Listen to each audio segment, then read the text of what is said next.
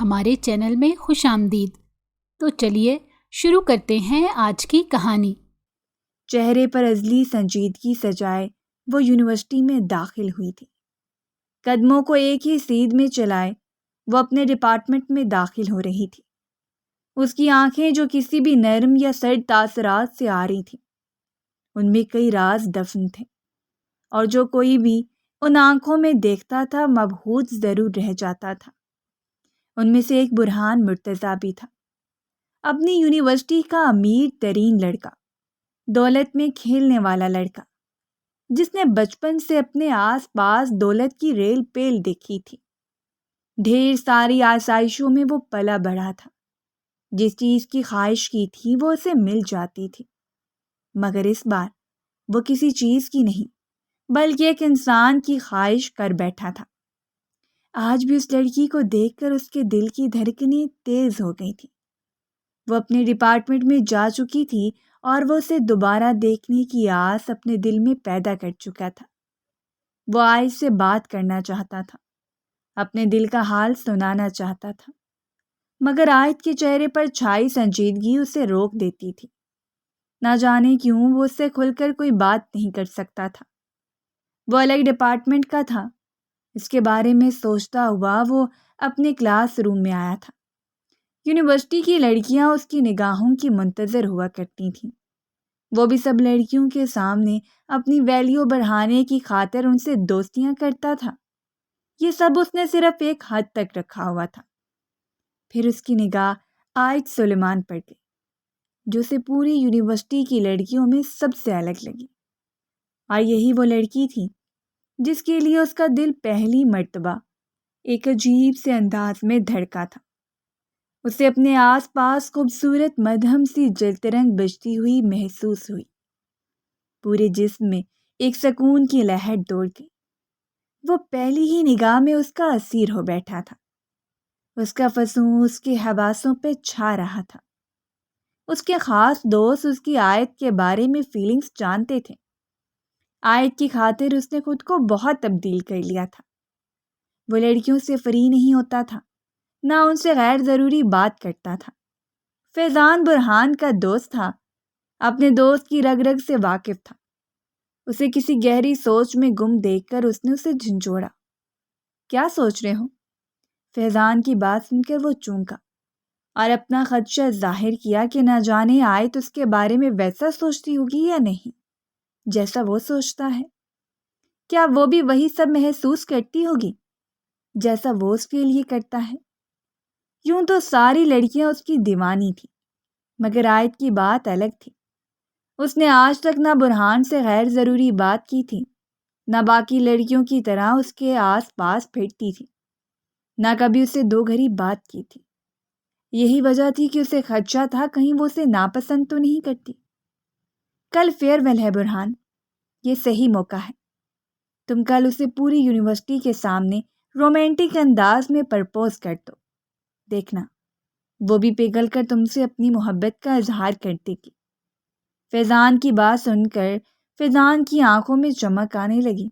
اسے فیضان کا خیال اچھا لگا تھا اور وہ اس بارے میں دلچسپی سے سوچنے لگا، مگر نہیں جانتا تھا اس کا انجام کیا ہوگا۔ یونیورسٹی ٹائمنگز ختم ہونے کے بعد فیئر ویل کی سجاوٹ شروع ہونے لگی۔ وہ کل کے دن کے بارے میں سوچتا ہوا یونیورسٹی سے نکلا تھا۔ اگلے دن اس نے خوبصورت سی ڈائمنڈ رنگ آیت کے لیے خریدی اور دیگر قیمتی تحائف لے کر یونیورسٹی پہنچ گیا۔ اسے آیت کا ہی انتظار تھا۔ وہ بار بار رسٹ واچ پر نظر ڈال رہا تھا۔ یہ چند لمحے کئی سالوں کی مسافت لگ رہے تھے۔ وہ بے چینی سے ٹہلنے لگا۔ پھر اسے دور سے وہ گراؤنڈ کی طرف آتی نظر آئی۔ سیاہ اور نارنجی رنگ کی شلوار قمیض میں لائٹ سے میک اپ میں وہ بہت حسین لگ رہی تھی۔ وہ سانس روکے اسے دیکھنے لگا۔ اس کا دل بے اختیار اس کی طرف مائل ہونے لگا۔ سارے فنکشن میں وہ اس پر سے نگاہیں ہٹا نہیں پایا تھا۔ اس کی نگاہوں کی تبش آیت کو اپنے وجود پر پڑتی محسوس ہوئی۔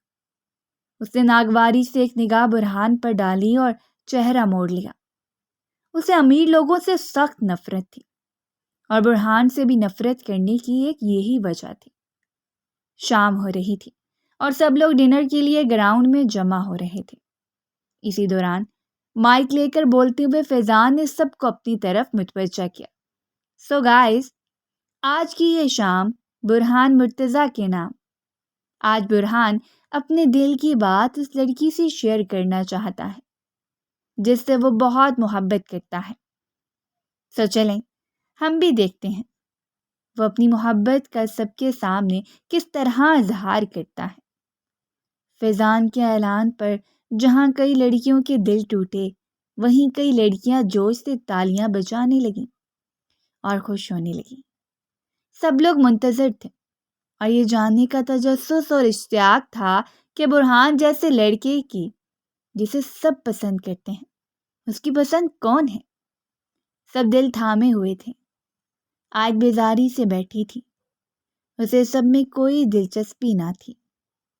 وہ کرسی پر ٹانگ چڑھائے بیٹھی تھی، مگر اس کے ہوش اڑ گئے جب برہان چلتا ہوا اس کے قریب آیا اور دائیں گھٹنے کے بل بیٹھ گیا، جیب سے چمکتی ڈائمنڈ رنگ نکالی اور اس کے آگے کرتے ہوئے اپنی محبت کا اظہار کیا۔ I love you, will you be mine forever؟ اس نے دھڑکتے دل سے پوچھا۔ کئی لوگوں کو حیرت کا جھٹکا لگا تھا اور کچھ لڑکیاں آپس میں باتیں کرنے لگیں کہ اس مڈل کلاس گھرانے کی لڑکی کو برہان جیسا ایلیٹ کلاس کا لڑکا کیسے پسند کر سکتا ہے۔ آیت کے کانوں تک یہ بات پہنچ چکی تھی۔ اسے برہان کی حرکت پر بہت غصہ آیا۔ وہ فوری کھڑی ہو گئی۔ ایکسکیوز می، یہ سب کیا ہے؟ کون سا مذاق ہے؟ وہ تلخی سے پوچھنے لگی۔ مذاق نہیں، یہ سب ایک خوبصورت حقیقت ہے کہ میں تم سے محبت کرتا ہوں اور تمہیں اپنا بنانا چاہتا ہوں۔ وہ بھی کھڑا ہو کر ایک ہاتھ اس کی طرف پھیلا کر اس بات کا منتظر ہوا کہ وہ اس کے ہاتھ میں اپنا ہاتھ پکڑائے تو وہ اسے محبت کا تحفہ دے دے۔ آیت نے نفرت سے اسے دیکھا۔ تم جیسے شخص کے منہ سے محبت کی باتیں اچھی نہیں لگتی۔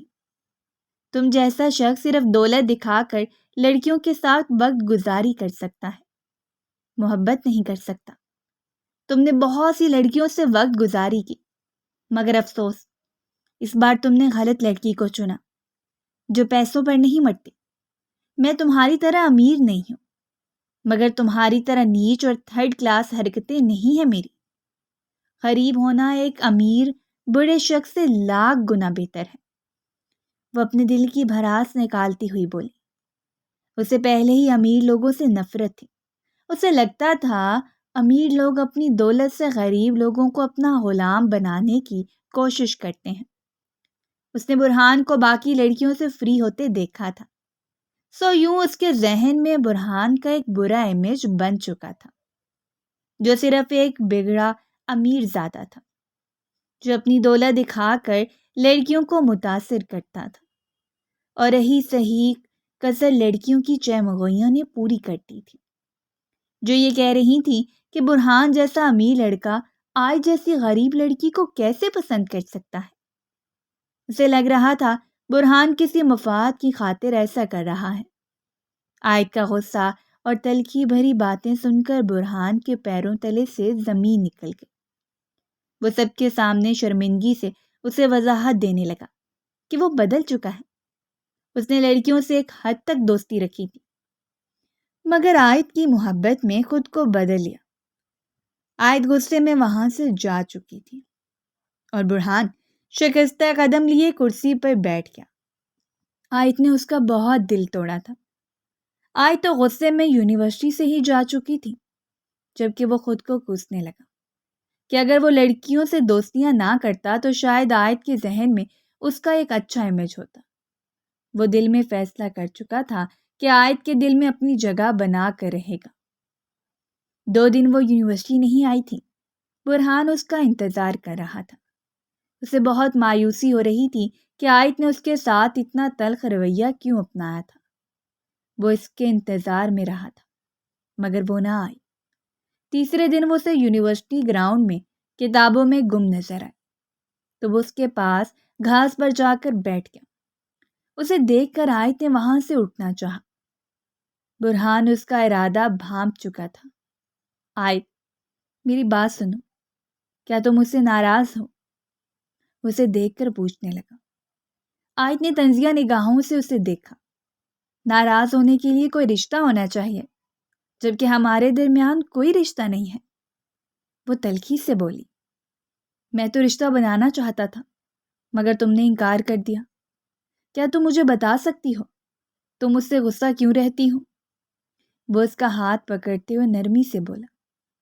آیت کو شدید غصہ آیا۔ اس نے اس کا ہاتھ پوری قوت سے جھٹکا۔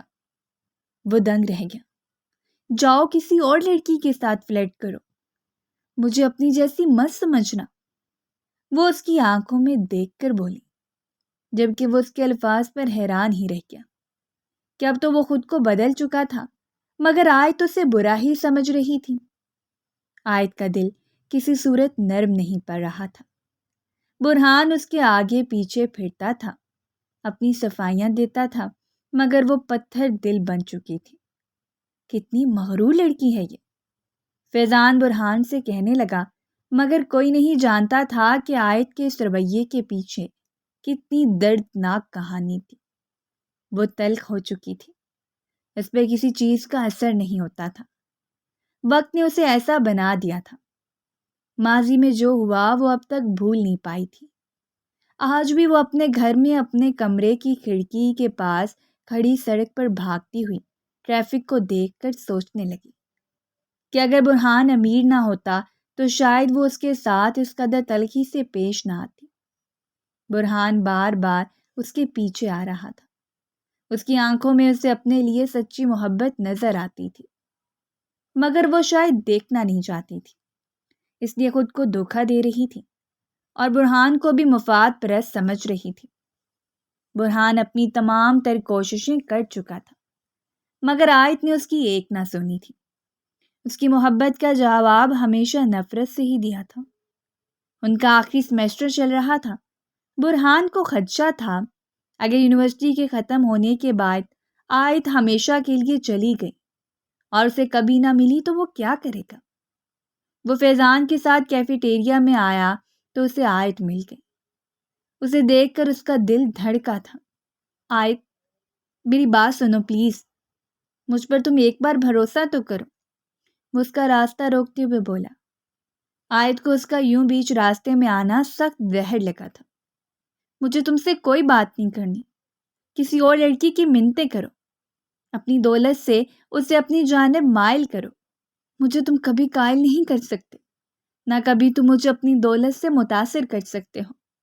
اگر تم میں ہمت ہے تو اب میرا راستہ روک کر دکھانا۔ وہ اس کی آنکھوں میں دیکھتے ہوئے بولی اور وہاں سے جانے لگی۔ برہان کو اس کی بات سن کر اب سخت غصہ آیا تھا۔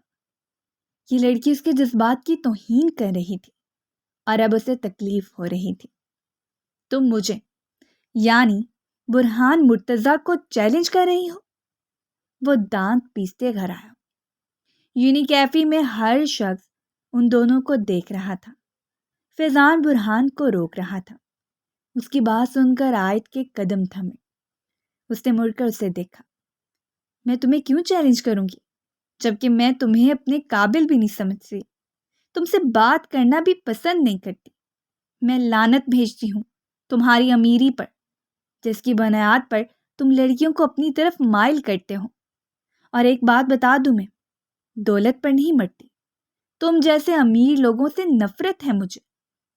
یہ کہتی آیت وہاں سے چلی گئی تھی، جبکہ ایک معمولی لڑکی کے الفاظ نے برہان مرتضیٰ کی ضد اور جنون کو ہوا دی تھی۔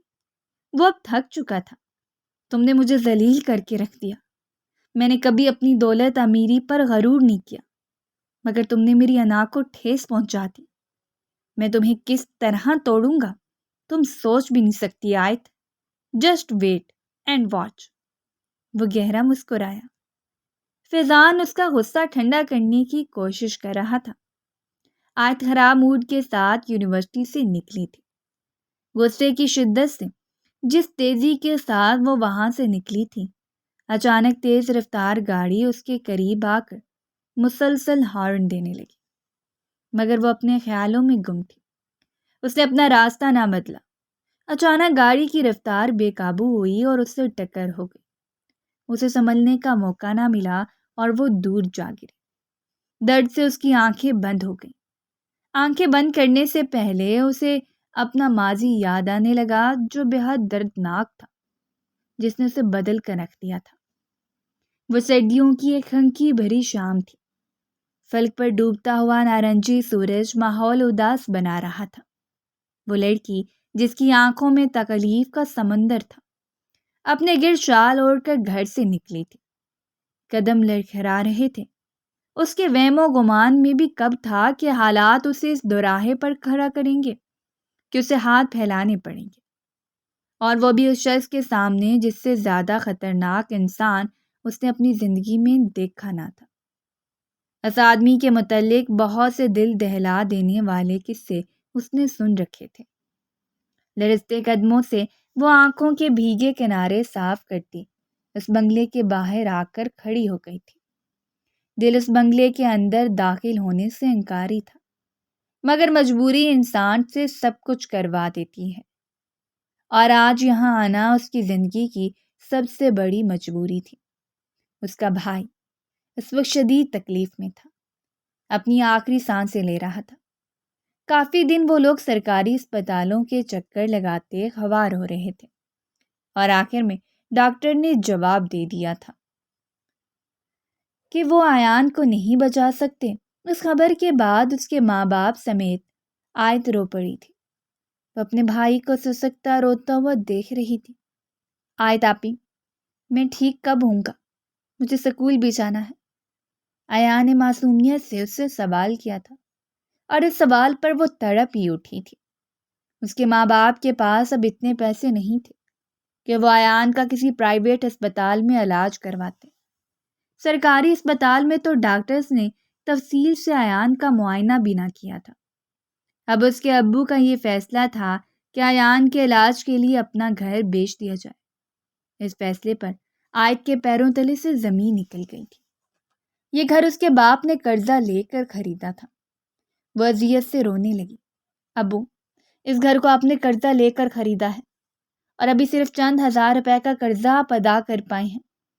اگر یہ گھر بک گیا تو حالات مزید برے ہو جائیں گے۔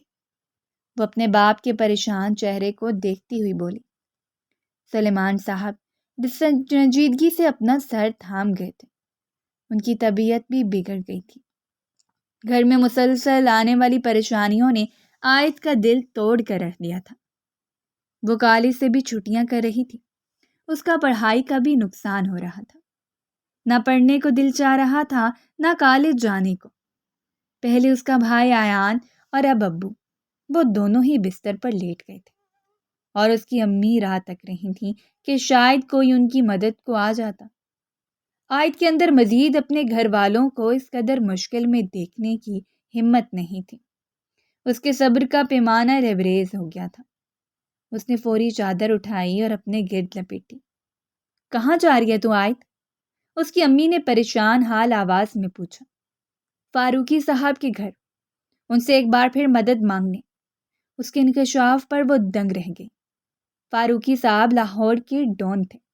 ان کے پاس بڑا پیسہ تھا۔ آیت نے بچپن سے غربت کی زندگی دیکھی تھی۔ ان لوگوں کا گھر بھی کرائے کا تھا۔ آہستہ آہستہ حالات بگڑتے چلے گئے کہ گھر کا کرایہ دینے کے پیسے بھی نہ ہوتے تھے۔ سلیمان صاحب کی دکان بھی نہیں چل رہی تھی۔ کام بہت کم تھا۔ مالک مکان دھمکیوں پر اتر آیا تھا کہ اگر انہوں نے کرایہ دیر سے دیا اور پچھلے 3 ماہ کے کرائے نہ دیے تو گھر سے نکال دے گا۔ سلیمان صاحب بہت مجبور ہو گئے تھے۔ خالی جیب کے ساتھ وہ اپنی بیوی اور بچوں کو کس کے در پر لے کر جاتے؟ سب رشتہ داروں نے ان سے منہ موڑ لیا تھا۔ جو رشتہ دار امید تھے ان کی مدد کر سکتے تھے، وہ بھی اپنا اصلی چہرہ دکھا گئے تھے۔ سب نے ان کی مدد کی بجائے اپنا چہرہ موڑ لیا تھا۔ ایسے میں سلیمان صاحب کو فاروقی صاحب کا خیال آیا تھا کہ اگر وہ ان سے مدد مانگیں تو شاید وہ کر دیں۔ اس دن پہلی بار اپنی انا، شرم اور خودداری کو پس پش ڈال کر وہ فاروقی صاحب کے بنگلے میں آئے تھے اور ان سے منت سماجت کی تھی۔ کہ وہ انہیں مکان خریدنے کے پیسے قرض کے طور پر دے دیں، جسے وقتاً فوقتاً وہ ادا کرتے رہیں گے، چاہے بدلے میں وہ انہیں اپنا نوکر بنا لیں۔ فاروقی صاحب نے اپنے مفاد کی خاطر انہیں قرضہ دے دیا تھا۔ بدلے میں ابھی تو انہوں نے سلیمان صاحب سے کچھ نہیں مانگا تھا، مگر وہ سوچ چکے تھے کہ مستقبل میں وہ سلیمان صاحب سے بھی اپنا کوئی کام نکلوائیں گے جس میں ان کا مفاد ہوگا۔ ان پیسوں سے سلیمان صاحب نے وہ گھر خرید لیا اور باقی پیسوں کا دکان میں سامان ڈال لیا۔ سب کچھ بہتر ہو رہا تھا، مگر اچانک ایان کی طبیعت بگڑنے لگی۔ ہفتوں گزر گئے، افاقہ نہ ہوا تو اسپتالوں کے چکر لگنے لگے اور پیسہ پانی کی طرح بہنے لگا۔ اسپتال والوں نے ایان کی طرف سے اب جواب دے دیا تھا کہ ایان ٹھیک نہیں ہو سکے گا۔ اس کے بعد سے گھر میں جیسے قیامت سی آ گئی تھی۔ کوئی سمجھ نہیں آ رہا تھا کس سے مدد مانگیں، کس کے در پر جائیں۔ آیت اپنے گھر والوں کو یوں سسکتا ہوا نہیں دیکھ سکتی تھی، اس لیے اس نے فیصلہ کیا وہ خود فاروقی صاحب کے گھر جا کر ان سے مدد کی اپیل کرے گی۔ مگر وہ نہیں جانتی تھی وہ الٹا اپنی پریشانیوں میں اضافہ کرنے جا رہی ہے۔ بنگلے کے باہر ہی چوکیدار نے اسے روک لیا تھا۔ کون ہیں آپ میڈم؟ کس سے ملنا ہے؟ چوکیدار نے لہجے میں سختی لائے اس سے پوچھا۔ وہ ڈر گئی تھی۔ میں سلیمان صاحب کی بیٹی ہوں، مجھے فاروقی صاحب سے ملنا ہے، اس نے ہمت کرتے ہوئے کہا۔ چوکیدار نے فاروقی صاحب تک پیغام پہنچایا کہ سلیمان صاحب کی بیٹی ان سے ملنا چاہتی ہے، اسے اندر بھیج دو۔ فاروقی صاحب دلچسپی سے بولے اور حیرت زدہ ہوئے کہ آخر وہ چھوٹی لڑکی ان سے کیوں ملنا چاہتی تھی۔ آج دھڑکتے دل سے چوکیدار کی اجازت کے بعد اسے بنگلے میں داخل ہوئی اور ستائشی نگاہوں سے ہر جگہ دیکھا۔ کہاں یہ اتنا بڑا بنگلہ تھا اور یہاں کے رہنے والے امیر لوگ، اور کہاں وہ تھی ایک چھوٹے سے گھر میں رہنے والی، جہاں آئے دن پیسوں کی قلت کی وجہ سے ہزاروں پریشانیوں کا سامنا کرنا پڑتا تھا، اپنی کتنی خواہشات کو دبانا پڑتا تھا۔ وہ آنکھیں میچ کر اپنے آنسو روکتی اس خوابوں جیسے محل کے اندر داخل ہو گئی۔ شام کے وقت پورا بنگلہ مصنوعی بتیوں سے جگمگانے لگتا تھا۔ ملازم آیت کو فاروقی صاحب کے کمرے میں لے گیا۔ فاروقی صاحب صوفے پر ہاتھ میں سگار تھامے بیٹھے تھے۔ آیت کی ٹانگیں کانپ رہی تھیں، اس کی ہمت جواب دے رہی تھی۔ دل چاہ رہا تھا ابھی یہاں سے بھاگ جائے، کسی سے مانگنے پر اسے شرم آ رہی تھی، مگر بات پھر وہیں آ کر رک جاتی تھی۔ یہ سب وہ مجبوری کے تحت کر رہی تھی۔ فاروقی صاحب نے اسے دلچسپی سے دیکھا اور پہلی ہی نظر میں وہ ان کی نگاہوں میں سما گئی تھی۔ آج پہلی مرتبہ وہ سلیمان صاحب کی بیٹی کو دیکھ رہے تھے۔ بیٹھو سامنے۔ انہوں نے اسے اپنے سامنے موجود صوفے پر بیٹھنے کا اشارہ کیا۔ ان کی نظریں اس کے پورے وجود کا جائزہ لینے لگیں۔ آیت کانپتی ہوئی وہاں جا بیٹھی اور نگاہیں چکاتے ہوئے اس نے اپنی پریشانی فاروق صاحب کو بتائی کہ وہ اس وقت کتنی مشکلات میں گھری ہوئی ہے۔ اس نے مدد طلب نگاہوں سے فاروق کی صاحب کو دیکھا۔ ان کے چہرے پر شیطانی مسکراہٹ تھی۔ ان کے قریب سفید رنگ کی وردی میں ہاتھ باندھے ان کا خاص ملازم کھڑا تھا۔ وسیم، اسے نقد 5 لاکھ روپے دے دو، اور یہ قرض نہیں ہے، وہ سگار کا کش لیتے ہوئے بولے۔ ملازم ان کے حکم پر عمل کرتا اسی کمرے سے بلہکا دوسرے کمرے میں چلا گیا۔ آیت بے یقینی سے انہیں دیکھنے لگی۔ اس وقت فاروقی صاحب اسے دنیا کے نرم اور رحم دل ترین انسان لگے۔ بہت شکریہ آپ کا، اللہ آپ کو اس کا اجر دے گا، آپ کا بہت زیادہ شکریہ، وہ آنسو بہاتی ہوئی تشکر بھرے لہجے میں بولی تھی۔ فاروقی صاحب نے ہنستے ہوئے اسے دیکھا تھا۔ وہ کیا چاہتے تھے اس بات کا آیت کو علم نہ تھا۔ وسیم نوٹوں سے بھرا بیگ لے کر آیا اور آیت کے حوالے کر دیا۔ آیت آنسو بہاتی شکریہ ادا کرتی وہاں سے چلی گئی تھی۔ اس کے جاتے ہی فاروقی صاحب نے سگار کا دھواں فضا میں تحلیل کیا۔ یہ پیسے قرض کے طور پر تو نہیں دیے میں نے، مگر ان پیسوں کا بدلہ سود سمیت ضرور وصول کروں گا، وہ پرسرار لہجے میں بولے۔ ان کی بات کا مفہوم وسیم سمجھ نہیں پایا تھا۔ یہ بار وہی جانتے تھے کہ اس وقت ان کے دماغ میں کیا چل رہا تھا۔ آیت نے وہ پیسے سلیمان صاحب کے حوالے کر دیے تھے۔ وہ بھی حیران تھے کہ آخر فاروقی صاحب نے اس قدر رحم دلی کا مظاہرہ کیسے کر دیا۔ خیر، یہ وقت سوچنے سمجھنے کا نہیں تھا، انہیں جلدی سب کرنا تھا۔ وہ فوری ایان کو لے کر پرائیویٹ اسپتال گئے تھے۔ 6 ماہ کے علاج کے بعد ایان مکمل طور پر ٹھیک ہو چکا تھا۔ اس کی تمام رپورٹس کلیئر تھیں، بیماری ختم ہو چکی تھی اور وہ پہلے کی طرح صحت مند ہو چکا تھا، ہنستا کھیلتا تھا اور سکول جاتا تھا۔ سلیمان صاحب نے دکان میں مزید سامان ڈال لیا تھا، حالات بہت بہتر ہو گئے تھے۔ آج شکر ادا کرتی نہ تھکتی تھی، مگر وہ نہیں جانتی تھی کہ طوفان ابھی آنا باقی تھا۔ ایان نے سکول جانا شروع کر دیا تھا اور وہ بھی کالج جانے لگی تھی۔ کالج بھی وہ اسکالرشپ کی بنیاد پر آئی تھی، ورنہ پیسے نہ ہونے کی وجہ سے شاید اسے اپنی پڑھائی کی قربانی دینی پڑتی۔ گرمیوں کے دن تھے، سلیمان صاحب کام سے گھر واپس لوٹے تھے۔ آیت نے انہیں کھانا پیش کیا۔ تھوڑی دیر میں فاروقی صاحب کا ملازم ان کا پیغام لے کر سلیمان صاحب کے گھر پر آیا تھا، اور اس پیغام کو سننے کے بعد سلیمان صاحب دنگ رہ گئے تھے۔ ان کی رنگت زرد پڑ گئی۔ وہ ملازم جا چکا تھا۔ کیا کہا ہے فاروقی صاحب نے؟ رابعہ بیگم نے سلیمان صاحب کو شکستہ قدم لیے صحن میں آتے دیکھ کر پوچھا۔ وہ لڑکھڑاتے قدموں سے چلتے چارپائی پر بیٹھ گئے۔ آیت کچن میں موجود تھی۔ اس کے کان صحن میں اپنے ماں باپ کے مابین ہوتی گفتگو پر ہی لگے ہوئے تھے۔ فاروقی صاحب نے کہا ہے وہ آج سے شادی کرنا چاہتے ہیں، اس کا رشتہ مانگ رہے ہیں اور دھمکی دی ہے، اگر ہم نے انکار کیا تو انجام اچھا نہیں ہوگا۔ وہ یہ گھر بھی ہم سے چھین لیں گے اور وہ پیسے بھی وصول کریں گے جو ایان کے علاج کے لیے دیے تھے۔ سلیمان صاحب کی باتیں سن کر آیت کی روح فنا ہو گئی۔ اس کا رنگ فک بڑھ گیا۔ وہ پھٹی پھٹی نگاہوں سے غیر مرئی نقطے کو دیکھنے لگے۔ تو یعنی اس امیر شخص نے بھی اپنی حقیقت دکھا دی تھی۔ فاروقی صاحب 45 سال کے تھے۔ ان کی پہلی بیوی مر چکی تھی۔ دوسری شادی ایک جوان لڑکی سے کی تھی، لیکن اس کی بھی موت ہو گئی، مگر یہ موت طبی یا بیماری کی وجہ سے نہیں ہوئی تھی۔ فاروقی صاحب نے اسے مار ڈالا تھا۔ تیسری بیوی بھی کم عمر تھی، مگر اچانک وہ غائب ہو گئی۔ کوئی نہیں جانتا تھا فاروقی صاحب نے اس کے ساتھ کیا کیا، وہ زندہ تھی یا مر گئی تھی۔ یہ سوچتے ہی وہ خوف سے کانپ اٹھی تھی۔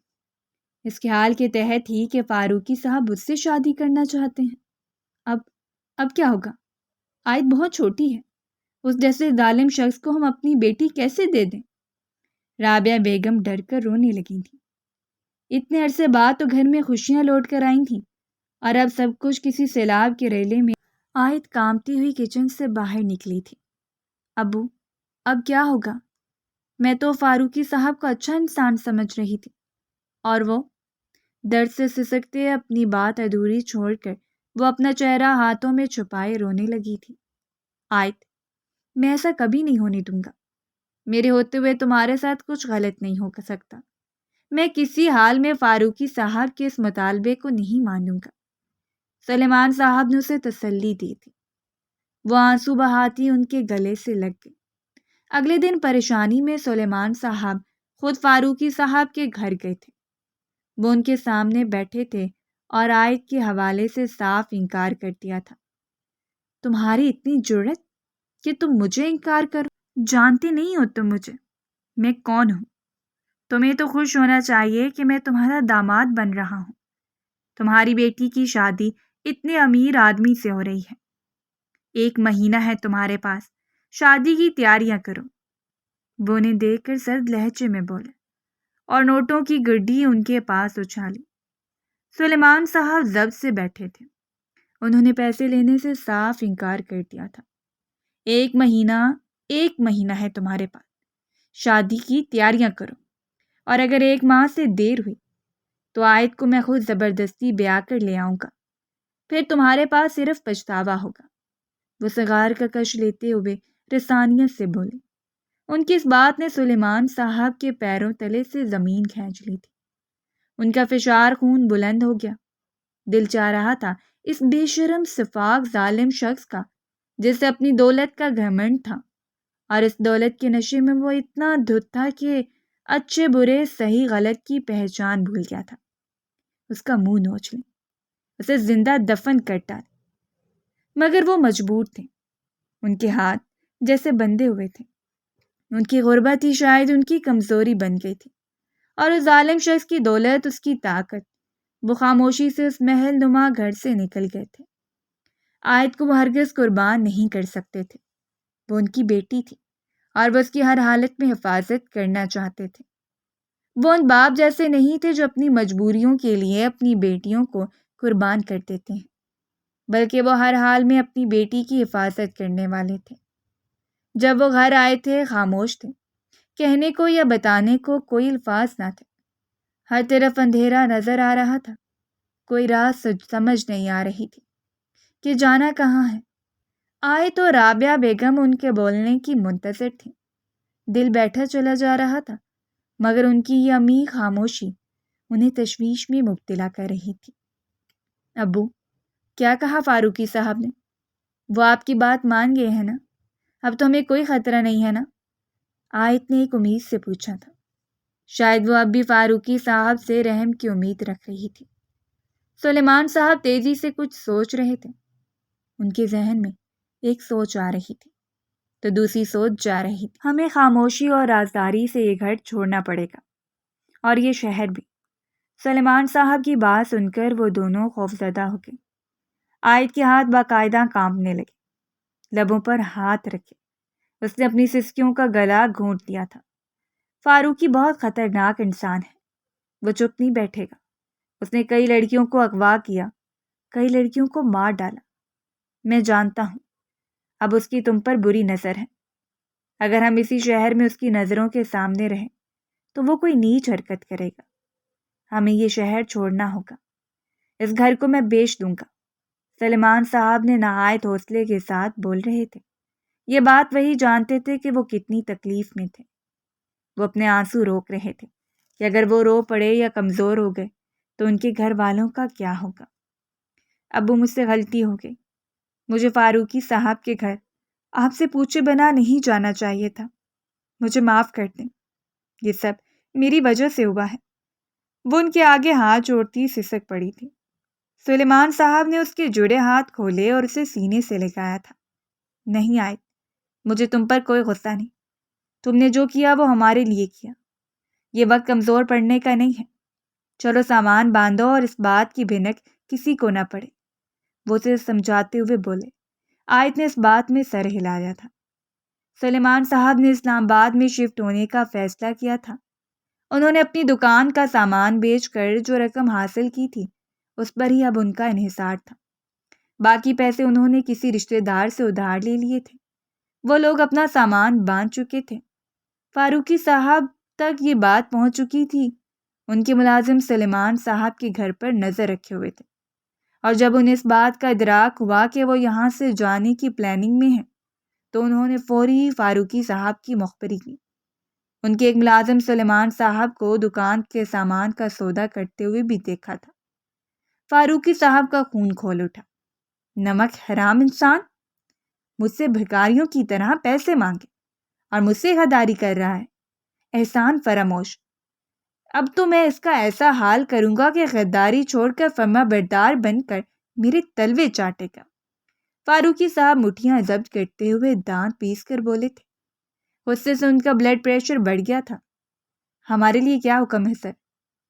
ساتھ باندھے کھڑے ان کے خاص ملازموں نے پوچھا۔ فاروقی صاحب نے ابرو چکا کر انہیں دیکھا اور سگریٹ کا آخری ٹکڑا ایش ٹرے میں رکھا۔ آج رات اس کی بیٹی آیت کو خاموشی سے اغوا کر کے میرے پاس لے آؤ، وہ شفاق لہجے میں بولے تھے۔ ان کے چہرے سے شیطانیت ٹپک رہی تھی۔ ملازموں نے اس بات میں سر ہلایا اور وہاں سے چلے گئے۔ آیت کا سوچ کر فاروقی صاحب کے چہرے پر فاتحانہ مسکراہٹ پھیلی تھی۔ غداروں کو میں معاف نہیں کرتا۔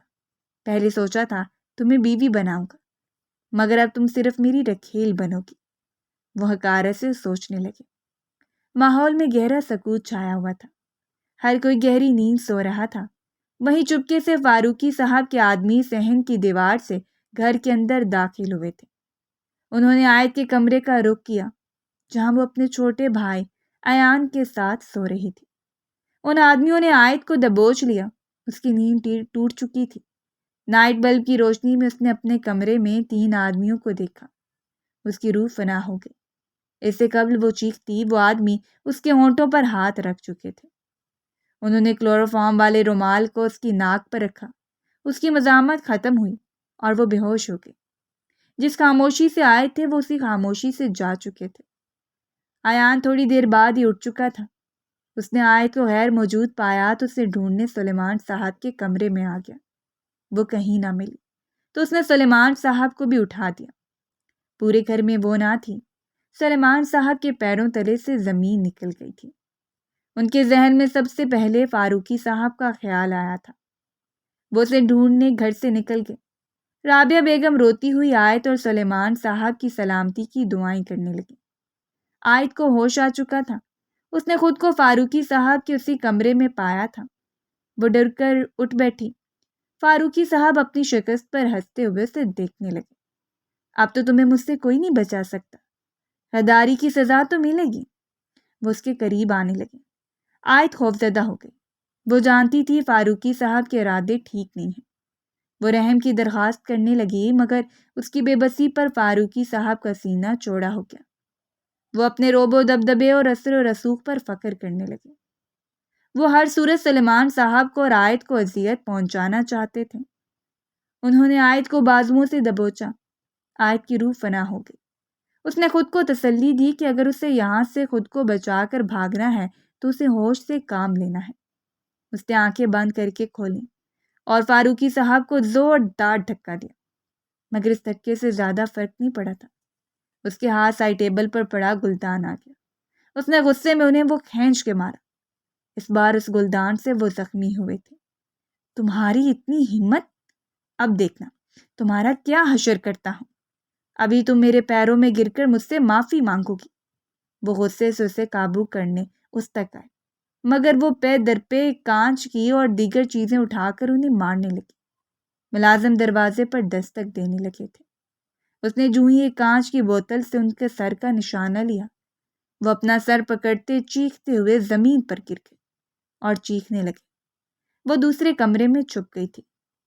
ملازم ڈپلیکیٹ چابی سے دروازہ کھولتے اندر داخل ہوئے اور فاروقی صاحب کی طرف بڑھے، جبکہ عائد اس دوسرے کمرے کے دروازے سے نکل کر بھاگنے میں کامیاب ہو چکی تھی۔ چونکہ آدھی رات تھی سو بنگلے میں زیادہ چوکیدار یا ملازم موجود نہ تھا۔ وہ گیٹ سے نکلتی بھاگنے لگی۔ اس کی آنکھوں میں آنسو تھے۔ اچانک اس کا پاؤں بھاری پتھر سے ٹکرایا اور وہ بری طرح زمین پر گر گئی۔ وہ آنسو بہاتی اپنی ٹانگ پکڑ کر بیٹھ گئی۔ اسے اس وقت بہت تکلیف ہو رہی تھی مگر یہ وقت رکنے کا نہیں تھا۔ اس نے پیچھے مڑ کر دیکھا، دور سے اسے وہ بنگلہ نظر آ رہا تھا۔ اسے ڈر تھا اگر وہ جلدی یہاں سے نہ نکلی تو فاروقی صاحب کے آدمی اسے پکڑ سکتے تھے۔ اس نے ہمت کی اور بھاگنا شروع کر دیا۔ وہ تھک چکی تھی۔ راستے میں اسے سلیمان صاحب نظر آئے۔ وہ اللہ کا شکر ادا کرتی ان سے گلے لگتی سسکنے لگی۔ سلیمان صاحب بہت ڈر گئے تھے۔ تم ٹھیک ہو نا عائد؟ وہ مکار فاروقی نہیں تمہیں اٹھوایا ہے نا؟ وہ پریشانی سے بولے۔ دل میں وہ عائد کی سلامتی پر اللہ کا شکر ادا کر رہے تھے۔ عائد نے اس بات میں سر ہلایا۔ وہ کانپ رہی تھی۔ میں ٹھیک ہوں ابو، پلیز ابھی چلیں یہاں سے، مجھے ڈر لگ رہا ہے، کہیں وہ لوگ یہاں آ کر ہمیں نہ پکڑ لیں۔ وہ خوف سے بولی تھی۔ سلیمان صاحب اسے گھر لے آئے اور وہ لوگ عجلت میں کچھ ہی دیر میں وہاں سے اسلام آباد کے لیے اسلام آباد آ کر انہوں نے اپنی زندگی کی نئی شروعات کی۔ سب کچھ پرسکون تھا، البتہ عائد کو ہر امیر انسان سے نفرت ہو چکی تھی۔ اسے ہر امیر اور دولت والے انسان میں فاروقی صاحب نظر آتے تھے۔ یہی وجہ تھی اسے برہان بھی پسند نہ تھا۔ زندگی کا یہ تلخ باب وہ کبھی بھول نہیں سکتی تھی۔ آج اپنی آنکھیں بند کرتے اس نے موت کو بہت قریب سے دیکھا اور اسے اپنا ماضی کسی فلم کی طرح نگاہوں کے سامنے آتا محسوس ہوا۔ اس کے بعد اسے کچھ یاد نہ رہا۔ آنکھیں بند ہو گئیں۔ لوگوں کا رش بڑھنے لگا تھا۔ برہان اپنی گاڑی میں بیٹھا تھا۔ کسی یونیورسٹی فیلو نے بتایا کہ آیت کا ایکسیڈنٹ ہو گیا ہے۔ وہ جو آیت سے نفرت کرنے کا پکا ارادہ کر چکا تھا، فوری اس کی طرف بھاگا۔ آیت بے ہوش پڑی تھی، اس کے کپڑے خون سے بھر چکے تھے، رنگ زرد پڑ رہا تھا۔ برہان کے وجود میں محبت نے جوش مارا۔ اس نے فوری آیت کو گاڑی میں لٹایا اور اس کو لے کر فیضان کے ساتھ ہسپتال پہنچ گیا۔ آیت کو ایمرجنسی وارڈ میں رکھا گیا تھا۔ ڈاکٹرز نے بتایا اس کا خون کافی بہہ گیا ہے اور اس وقت اسپتال میں خون دستیاب نہیں ہے۔ ڈاکٹر، میرا خون لے لیں، میرا او نیگیٹو ہے، آیت کو لگ سکتا ہے، وہ جلت میں بولا۔ اسے ہر صورت آیت کی زندگی چاہیے تھی۔ دل میں وہ آیت کی سلامتی کی دعا کرنے لگا۔ نرس کے ساتھ وہ وارڈ میں داخل ہوا اور تھوڑی دیر میں اس کے بازو میں نیڈل لگا دی گئی۔ اس کے وجود سے خون نکلنے لگا تھا اور آیت کے جسم میں داخل ہونے لگا تھا۔ شام ہو چکی تھی، وہ پریشان ہو رہا تھا۔ اپنے گھر میں تو اطلاع دے دی تھی، مگر آیت کے گھر والوں سے کیسے رابطہ کرے؟ اسے معلوم نہیں تھا۔ آیت کے پاس اس وقت فون نہ تھا اور نہ اس کے خود کے پاس آیت کے کسی گھر والے یا کسی سہیلی کا کانٹیکٹ تھا۔ وہ آیت کے ہوش میں آنے کا انتظار کرنے لگا۔ جب رات کو اسے ہوش آیا تو خود کو اسپتال میں پایا۔ وہ اپنی حالت دیکھ کے دنگ رہ گئی۔ پھر اسے یاد آیا کس طرح اس کے ساتھ حادثہ پیش آیا تھا۔ خود کو صحیح سلامت دیکھ کر اس نے اللہ کا شکر ادا کیا۔ تم؟ وہ اپنے پہلو میں موجود پیشنٹ بیڈ پر بیٹھے برہان مرتضیٰ کو دیکھ کر حیران رہ گئی، اور جب اسے سارے واقعے کا پتہ چلا تو وہ دنگ رہ گئی۔ برہان کا اتنا قیمتی خون اسے دینا اور اس کی جان بچانا، یہ سب اسے یہ سوچنے پر مجبور کر گیا تھا کہ برہان ویسا شخص ہرگز نہیں تھا جیسا وہ اسے سمجھتی تھی۔ آؤ میں تمہیں گھر چھوڑ دوں، تمہیں گھر والے پریشان ہوں گے، وہ اسے کہتا ہوا اٹھا اور اچانک اسے چکر آیا اور وہ اپنا توازن برقرار نہ رکھ پایا۔ آیت بے ساختہ اسے تھام گئی اور اسے گرنے سے بچا لیا۔ سوری، وہ میں نے فرسٹ ٹائم بلڈ دیا ہے، ویکنیس ہو گئی ہے، میں ٹھیک ہو جاؤں گا، بس تم ٹھیک رہو، مجھے تمہاری ٹینشن ہے، وہ اس کی آنکھوں میں دیکھتا ہوا بولا۔ آیت خاموش رہی، اس کا دل عجیب سے انداز میں دھڑکنے لگا۔ اسے اپنے گھر والوں کی ٹینشن تھی کہ وہ اس کے گھر نہ آنے پر کتنی پریشان ہوں گی۔ برہان نے آیت کا آج کے دن ہسپتال ٹریٹمنٹ اور ادویات وغیرہ کا سارا خرچہ اٹھایا تھا۔ جب واپسی پر وہ اسے گھر چھوڑنے آیا تو رابعہ بیگم اور سلیمان صاحب آیت کی حالت دیکھ کر اس کے پاس بھاگے آئے تھے۔ انہیں پھوٹ پھوٹ کر روتا دیکھ کر برہان نے انہیں تسلی دی کہ آیت بالکل ٹھیک ہے۔ آیت وہ فاروقی صاحب، وہ ایان کو انہوں نے اغوا کر لیا ہے۔ رابعہ بیگم کی بات سن کر آیت کے پیروں تلے سے زمین نکل گئی۔ اس کا بلڈ پریشر لو ہونے لگا، مزید تکلیف سہنے کی اس میں طاقت نہ تھی، اس کا سر گھومنے لگا۔ برہان حیرت زدہ رہ گیا اور سلیمان صاحب سے ایان کے متعلق پوچھنے لگا۔ انکل، میں آپ لوگوں کی مدد کرتا ہوں، مجھے بتائیں کیا مسئلہ ہے؟ وہ پریشانی سے بولا۔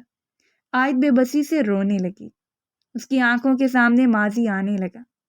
برہان کے ابو کے بارے میں سلیمان صاحب جانتے تھے کہ وہ بزنس مین تھے، امیر تھے۔ برہان پر اعتماد کرتے ہوئے وہ اسے فاروقی صاحب سے اپنی لڑائی اور اب ان کی اس حرکت کے بارے میں بتانے لگے۔ اتنے عرصے بعد بدلے کی آگ میں فاروقی صاحب نے ایان کو اغوا کر لیا تھا اور فون پر انہوں نے مطالبہ کیا تھا کہ انہیں ہر صورت میں آیت چاہیے، ورنہ وہ ایان کو جان سے مار ڈالیں گے۔ آج ایان سکول سے گھر واپس نہیں آیا تھا۔ سلیمان صاحب پریشانی سے اسے ڈھونڈ رہے تھے اور پھر ان کے فون پر انجان نمبر سے کال آئی۔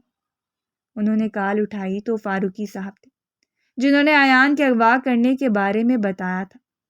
وہ سلیمان صاحب کو بلا کر ڈھونڈ چکے تھے اور اب وقت آ گیا تھا وہ ان سے اور ان کی بیٹی سے بدلہ لیتے۔ آیت کے اس حملے کے بعد وہ 2 سال تک تکلیف میں رہے تھے، اسی لیے انہوں نے ایان کا استعمال کیا تھا تاکہ آیت سے بدلہ لے سکے۔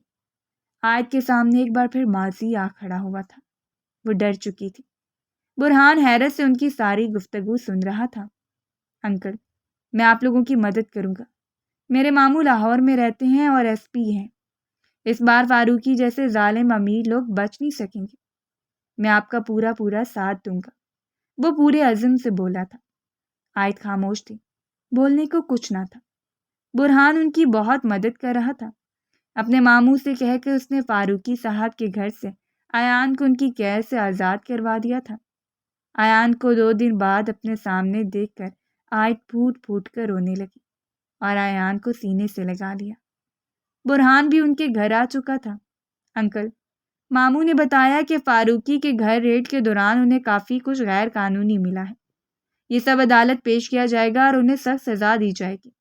برہان کی بات سن کر عائد کو بے تحاشا خوشی ہوئی تھی اور کچھ ہی دن بعد اس نے نیوز چینل پر فاروقی صاحب جیسے امیر اور خطرناک شخص کی گرفتاری کے بارے میں سنا جو خطرناک گینگ کا باس نکلا تھا۔ اس بات کا بھی انکشاف ہوا تھا۔ فاروقی صاحب کا شکست میں مبتلا چہرہ دیکھ کر اسے بہت خوشی ہو رہی تھی۔ دل میں ٹھنڈک پڑ گئی تھی۔ آج وہ یونیورسٹی آئی تو اس کا دل عجیب سے انداز میں دھڑکنے لگا تھا۔ برہان اسے دیکھ کر صرف مسکرایا تھا۔ وہ آج خود چلتی ہوئی اس کے قریب آئی تھی۔ تمہارا بہت شکریہ برہان، تم نے جو میرے لیے کیا وہ بہت زیادہ تھا۔ آج کے دور میں کوئی کسی کے لیے اتنا نہیں کرتا۔ وہ سر جھکاتی اپنے ناخنوں سے چھیڑ چھاڑ کرتی اعتراف کر کے۔ وہ خود اسے دیکھ رہا تھا۔ تو تمہیں کیا لگتا ہے یہ سب میں نے کیوں کیا؟ کیا ابھی تمہیں مجھ سے نفرت ہے اور لگتا ہے تمہیں اپنی دولت سے متاثر کرنے کے لیے میں نے یہ سب کیا؟ وہ سنجیدگی سے اسے پوچھنے لگا۔ عائد نے پلکیں اٹھائیں اور اس کی آنکھوں میں دیکھ کر نفی میں سر ہلایا۔ وہ اب جان چکی تھی کہ برہان مرتضیٰ ویسا شخص نہیں تھا جیسا وہ اسے سمجھتی تھی۔ ضروری تو نہیں ہر امیر انسان ظالم، سفاک اور مطلب پرست ہو۔ ہر امیر انسان فاروقی صاحب جیسا نہیں ہوتا۔ کچھ برہان جیسے بھی اچھے اور نیک دل ہوتے ہیں۔ آج اس نے یہ سبق سیکھ لیا تھا۔ یہ سب میں نے تم سے محبت میں کیا۔ آج یونیورسٹی کا آخری دن ہے، شاید ہمارے راستے اب الگ ہو جائیں، لیکن اگر تمہیں میری محبت پر یقین ہے اور تم مجھے ایک موقع دینا چاہتی ہو تو بتا دینا، میں اب بھی تمہارا منتظر ہوں۔ وہ نرمی سے بولا تھا۔ اس کا ایک ایک لفظ سچا تھا۔ اس کی باتیں عائد کے دل پر لگنے لگیں۔ بے ساختہ اس کی آنکھوں سے آنسو بہنے لگے۔ شاید وہ برہان سے دوری نہیں چاہتی تھی۔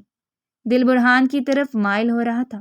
اسے بہت شرمندگی ہو رہی تھی کہ اس نے برہان کو اتنی باتیں سنائیں، اسے غلط سمجھا، اسے بدتمیزی کی، لیکن اس کے باوجود اس نے عائد کا کتنا خیال رکھا۔ میں تمہاری محبت پر یقین رکھتی ہوں برہان۔ میں تمہیں اپنی زندگی میں شامل کرنا چاہتی ہوں کیونکہ تم ایک مخلص اور نرم دل انسان ہو۔ وہ روتی ہوئی دل سے بولی تھی۔ برہان کو خوشگوار حیرت ہوئی۔ اس نے آگے بڑھتے اس کے آنسو صاف کیے اور اپنی جیب سے وہی ڈائمنڈ کی انگوٹھی نکال کر اپنا ہاتھ اس کے سامنے پھیلایا تھا۔ عائد نے کانپتے ہوئے اپنا ہاتھ اس کے ہاتھ پہ رکھا۔ برہان نے مسکراتے اس کے نازک ہاتھوں میں وہ انگوٹھی پہنائی تھی۔ عائد نم نگاہوں سے اسے دیکھ رہی تھی اور برہان محبت بھری نگاہوں سے اسے دیکھ رہا تھا۔ وہ عائد کا دل جیتنے میں کامیاب ہو چکا تھا۔ یہ ثابت ہوا تھا کہ ہر امیر انسان برا نہیں ہوتا، اور برہان نے ثابت کیا تھا کہ محبت میں امیری غریبی نہیں دیکھی جاتی۔ جہاں وہ خوش تھے وہیں فاروقی صاحب اپنی سزا جیل میں کاٹ رہے تھے۔